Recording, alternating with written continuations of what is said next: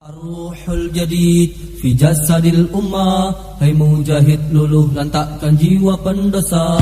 Ar-Ruhul Jadid fi jasadil ummah. Assalamualaikum warahmatullahi wabarakatuh. Bismillah walhamdulillah wassalatu wassalamu ala rasulillah Sayyidina Muhammad ibn Abdillah wa ala alihi wa sahbihi wa man walah. Ashhadu an la ilaha illallah wa ashhadu anna Muhammadar Rasulullah. Allahumma salli wa sallim ala Sayyidina Muhammadin wa ala alihi wa sahbihi wa sallam wa sallam wa sallim. Qalu subhanaka la ilma lana illa ma 'allamtana innaka antal alimul hakim. Rabbi shrah li sadri wa yassir li amri wa hlul 'uqdatam min lisani yafqahu qawli, amma ba'd. Bapak Ibu mohon izin kita enggak berdiri, duduk aja ya biar enak, biar kelihatan dekat gitu. Biar kelihatan akur jadinya. Kan kalau kelihatan akur enak, tektokannya jadi enak di situ. Jadi Al-Fagir enggak berdiri sengaja biar makin dekat dengan para bapak, para ibu. Semoga dengan kedekatan kita di dunia ini, malam ini berkumpul bersama-sama di tempat ini, insya Allah semoga nanti di hari kiamat kita juga dikumpulkan bersama Nabi Muhammad SAW. Amin ya rabbal alamin.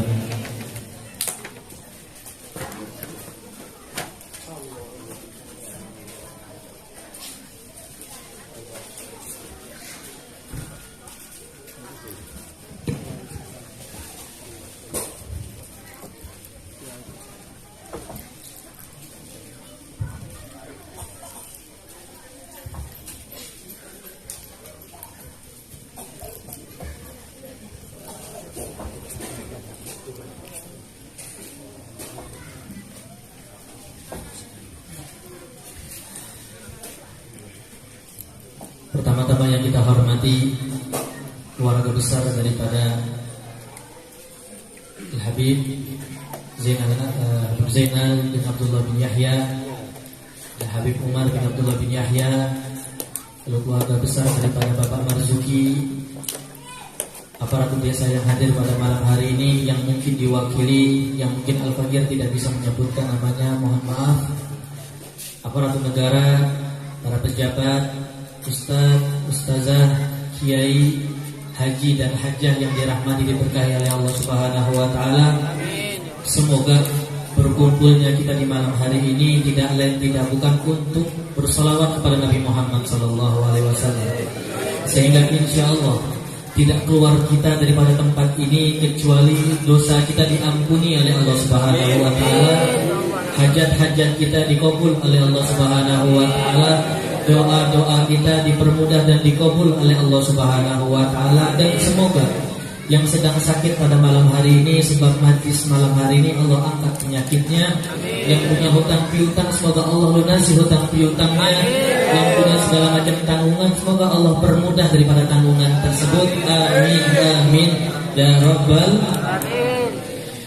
Para bapak ibu hadirin yang dirahmati diberkahi oleh Allah Subhanahu wa taala. Nanti mungkin di akhir, karena Al-Fagir tausiahnya atau sharingnya cuma sebentar, karena Al-Fagir terbiasa dengan sesuatu yang sebentar ketika sharing seperti ini. Kenapa?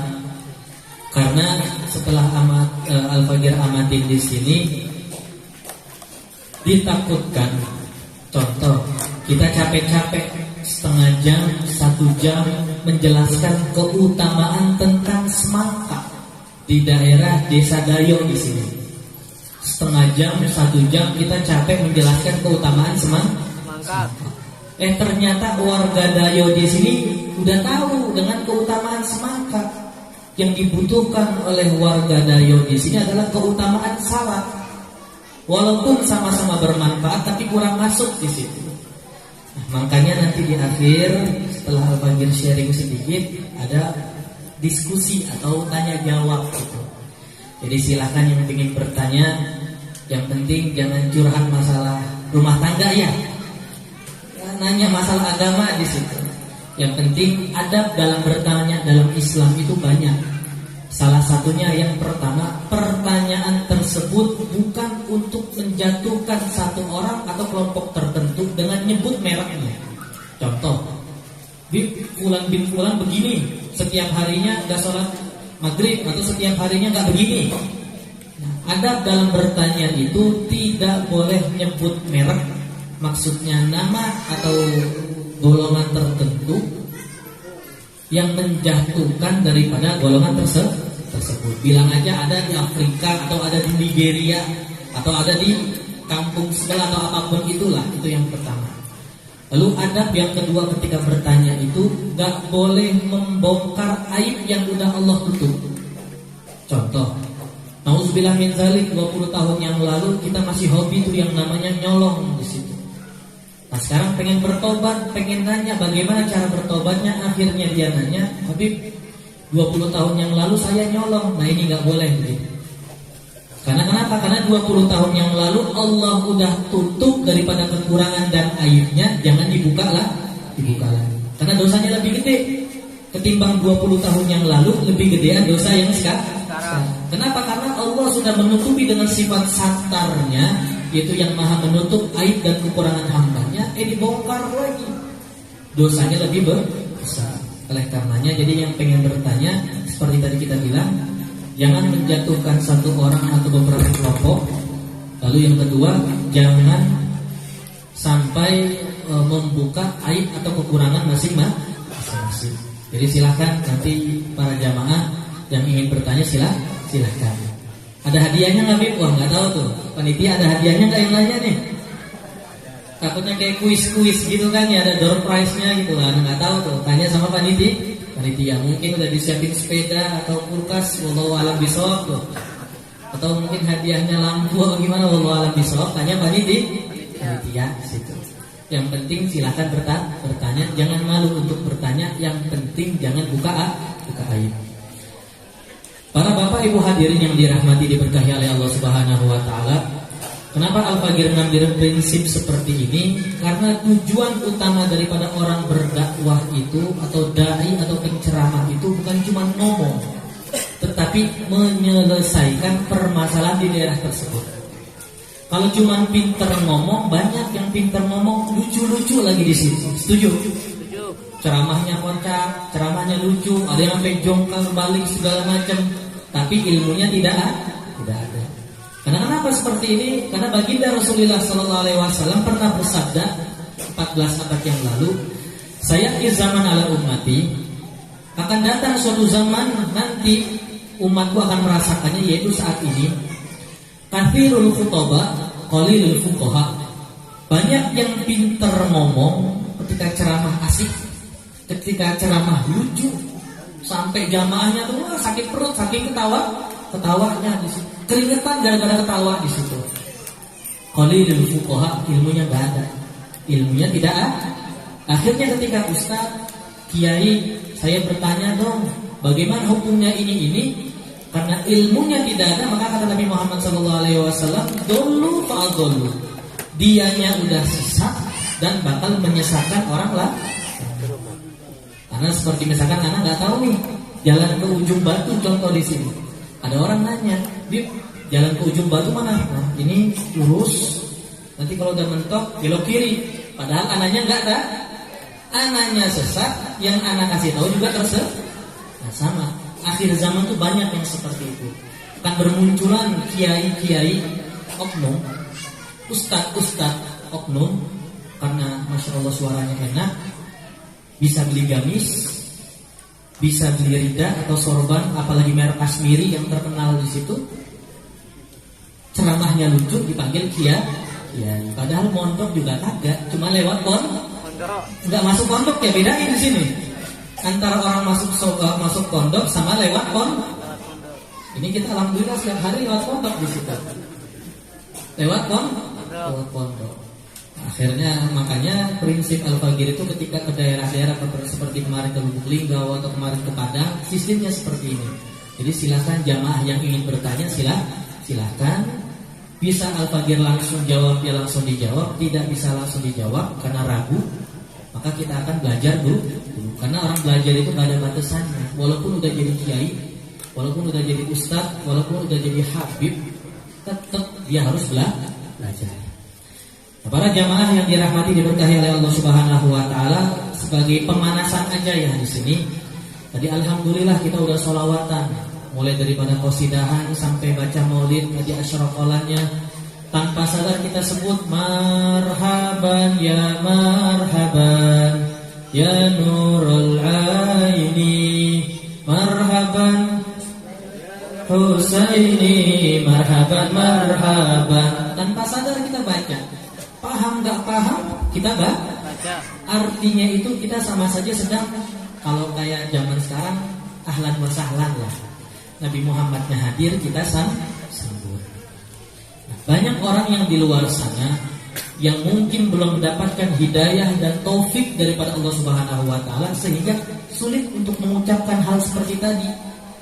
Marhaban ya sulit mereka untuk datang majlis taklim, sulit mereka mendatangi majlis-majlis maulid. Ada aja alasannya, tiba-tiba ya anak sakit, tiba-tiba ya istri butuh ini, tiba-tiba banyak alasan. Nah, alhamdulillah malam hari ini kita bisa berkumpul di sini dengan rahmat Allah, dengan hidayah Allah untuk sama-sama memuji Nabi Muhammad SAW. Maka Al-Fadhil pengen cerita sedikit dan langsung nanti dilanjutkan dengan tanya jawab ya, biar gak kemalaman. Karena kalau makin kemalaman itu termos tadi dibuka jadi rengginang nanti nasinya di situ. Dingin, nggak paham ada sopnya nggak situ. Kalau ada sopnya takutnya dilalerin jadi dingin di situ. Jadi nggak terlalu lama, yang penting poinnya tersampai. Al-Fadhil pengen cerita sedikit tentang masalah sholawat kepada Nabi Muhammad SAW. Diceritakan dalam kitab Tanbihul Ghafilin bahwasanya Imam Sufyan Ats-Tsauri, seorang imam yang terkenal, masya Allah, dengan keilmuannya, dengan keibadahannya di situ. Beliau bercerita bahwasanya pernah saat itu beliau berangkat haji ke kota Mekah. Ketika lagi di depan Ka'bah di Masjidil Haram, ketemu satu orang di sini dalam keadaan bertawaf. Harusnya kan dia berzikir ya, membaca talbiyah, subhanallah walhamdulillah wala ilaha illallah wallahu akbar labbaik Allahumma labbaik. Harusnya dia membaca zikir-zikir ketika tawaf. Tapi yang dilakukan oleh satu orang ini enggak. Dia sholawatan aja, sallallahu alaihi Muhammad, Allahumma sholli ala Muhammad, Allahumma sholli ala sayyidina Muhammad. Jadi ketika tawaf dia cuma baca sholawat. Akhirnya Imam Sufyan Ats-Tsauri rada kepo di situ, rada penasaran. Ya Syekh, wahai fulan, tahu sini. Kenapa? Kan nggak kenal, karena orang ini nggak kenal dengan Imam Sufyan Ats-Tsauri. Mohon maaf nih. Biasanya normalnya orang itu ketika tawaf dia baca zikir. Kok ente dari awal sampai akhir tawaf bacanya sholat? Akhirnya kata orang di sini, lu siapa nanya-nanya begitu? Nanya-nanya privasi orang, dia siapa? Akhirnya Imam Sufyan Ats-Tsauri, kok ente nggak kenal Ana Imam Sufyan Ats-Tsauri, ulama terkenal. Oh, masya Allah, cium tangan langsung di situ. Masya Allah, Imam Sufyan Ats-Tsauri. Kalau kamu bukan Imam Sufyan Ats-Tsauri, pasti aku gak bakal bocorin kenapa aku baca sholat. Yaudah sekarang karena udah tahu, silakan cerita. Mulai dia bercerita, wahai Imam, beberapa waktu yang lalu itu aku pengen berangkat haji bersama ayahku. Pengen berangkat haji. Anggaplah mungkin dari Dayo pengen ke Mekah. Dan insya Allah yang hadir malam hari ini atau keluarga kita di rumah cepat dipanggil untuk bisa berangkat haji atau umroh, sehingga bisa berziarah ke makam Nabi Muhammad SAW. Amin ya rabbal. Akhirnya mulai cerita di situ.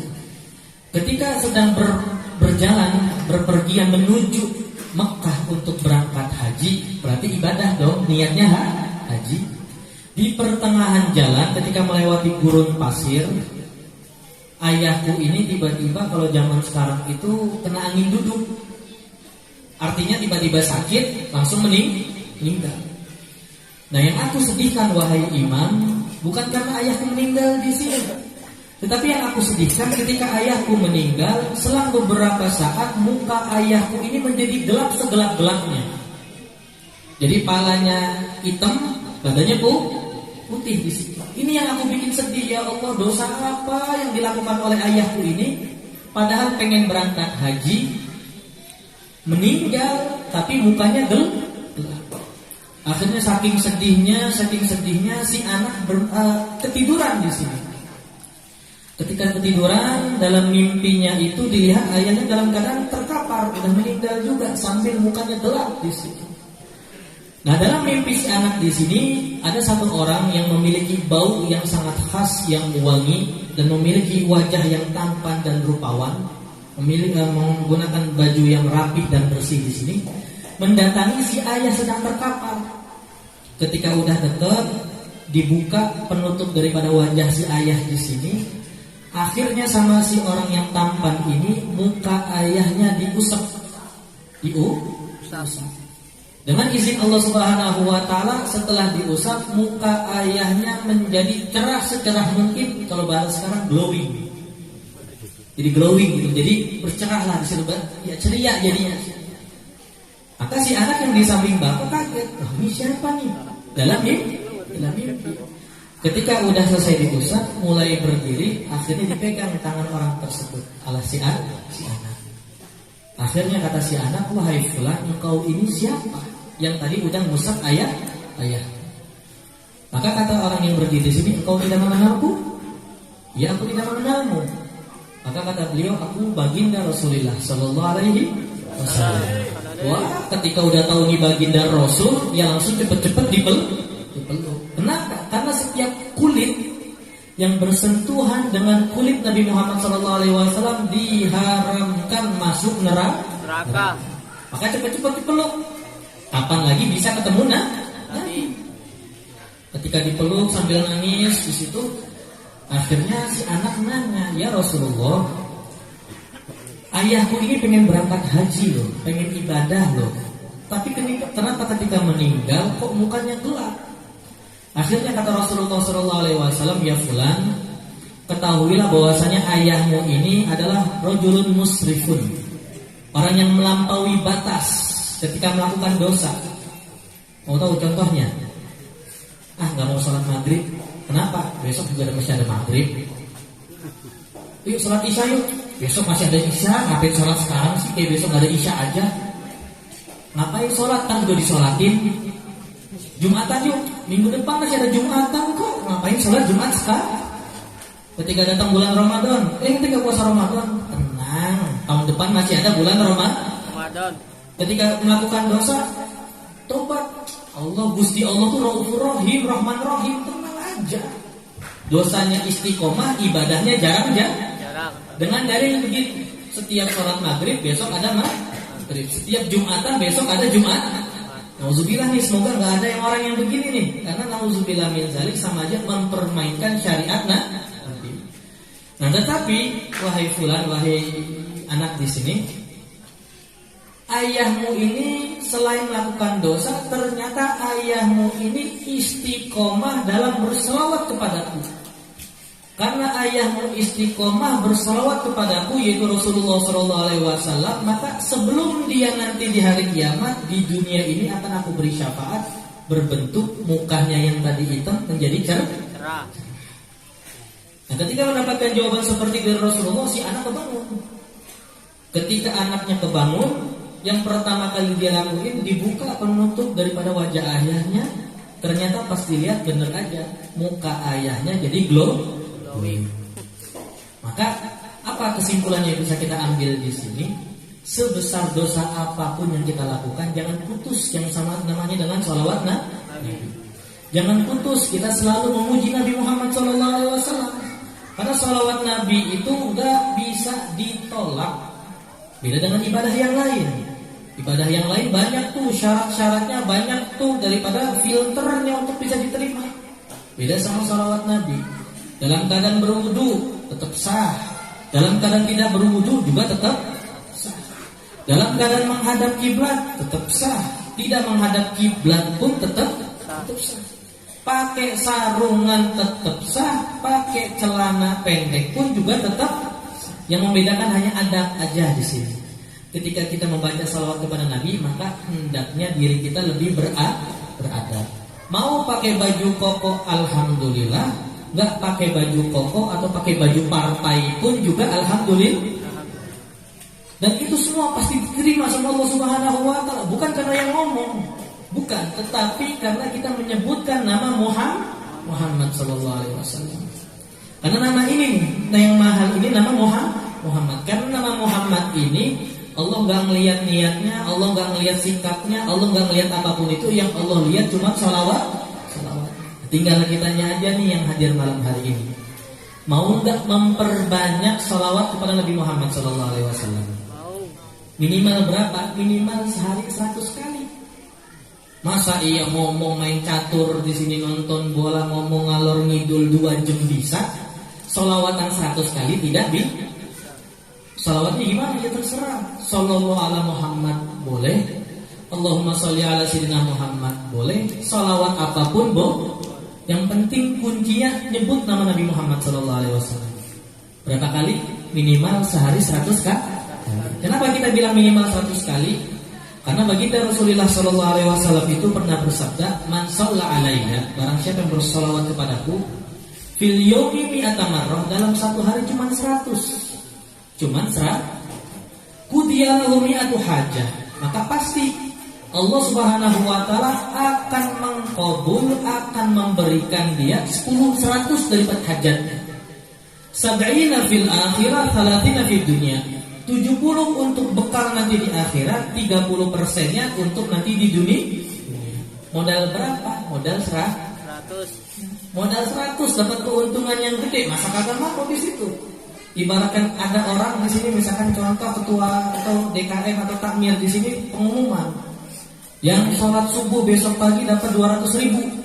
Terus kita nggak mau datang ke sini, berarti orang ini punya penyakit. Yang besok datang dari awal sampai akhir zikir dapat 500.000. Yang sholat subuh, oh jangankan dari kampung sini, dari kampung sebelah juga kalau bisa sholat subuh di sini. Bukan masalah sholat subuhnya, ada 500.000. Mayat tuh, gak usah kerja ke sawit, duduk anteng aja kasih bini, selesai. Nah sama seperti itu juga, satu hari Allah bakal mengkabul hajat 100. 70% nanti di akhirat, 30% di dunia, modal 100 sholat. Yuk, malam hari ini semoga dengan berkah maulid Nabi, mulai besok sampai kita meninggal, jangan putus satu hari baca sholat. Agar apa? Semoga dosa-dosa yang kita yang banyak benar itu, dengan cerita yang tadi, semoga mendapatkan syafaat daripada Rasulullah Sallallahu Alaihi. Dan setiap orang yang sholawat kepada Nabi Muhammad itu disampaikan ke Nabi Muhammad. Beda sama kita. Dekat sama ustaz, tolong sampein ya salam saya sama ustaz ini. Kagak disampaikan. Kalau Nabi Muhammad enggak. Ketika ada orang yang bersolawat kepada Nabi Muhammad, sama malaikat diambil sholawat tersebut, dikasihkan ke Rasulullah SAW. Rasulullah lihat, oh Masya Allah, malam hari ini warga Dayo jam segini, detik ini, hari ini bersolawat kepadaku, maka ya Allah tolong tambahkan keberkahan di dalam keluarga mereka. Modal sekali. Nabi doa, masa iya udah dapat keuntungan seperti ini dibuang cuma-cuma. Jadi bisnisnya cuma bukan di dunia aja, bisnis pun harus bisnis akhirat. Punya modal sedikit tapi keuntungannya banyak, kenapa nggak kita ambil? Berapa? 100. Sallallahu Muhammad mungkin setengah 5 menit lah paling ya, pakai tasbih sallallahu Muhammad selesai di situ. Sambil nyawin atau sambil kerja, sambil baca sholat. Maka insya Allah setiap daripada permasalahan kita akan dipermudah oleh Allah Subhanahu Wa Taala berkat salawat kepada Nabi. Yang ibu-ibu anaknya nauzubillah aktifnya seaktif mungkin, nakalnya senakal mungkin, ada obatnya bu. Sebelum datang ke psikiater ada obatnya. Kalau datang ke psikiater, ke sosiolog segala macam itu bayar, baru ngomong aja mbak. Ini ada obatnya. Obatnya dengan salawat kepada Nabi Muhammad SAW. Jadi ketika si anak itu tidur, maka si bapak atau si ibu bacain sholawat itu terus menerus, maka si anak sedikit demi sedikit akan dirubah perangainya menjadi perangai yang bagus. Mau tahu sholawatnya apa bu?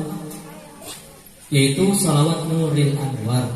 Allahumma sholli ala Nuril Anwar wa sirril asrar wa tiryaqil aghyar wa miftahi babil yasar Sayyidina Muhammadin al-Mukhtar wa alil athhar wa ashabil akhyar ada dan ni'amillahi wa ifdol. Bacain aja aja anaknya lagi tidur, bacain sebanyak mungkin. Insya Allah berkah salawat itu anak bakal membaik daripada akhlak dan perangai. Berapa kali? Ya terserah. Secapeknya ibu.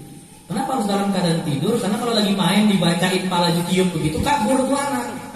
Bener nggak? Anak lagi main nih, sini nah, dapat ijazah dari Habib nih. Disembur.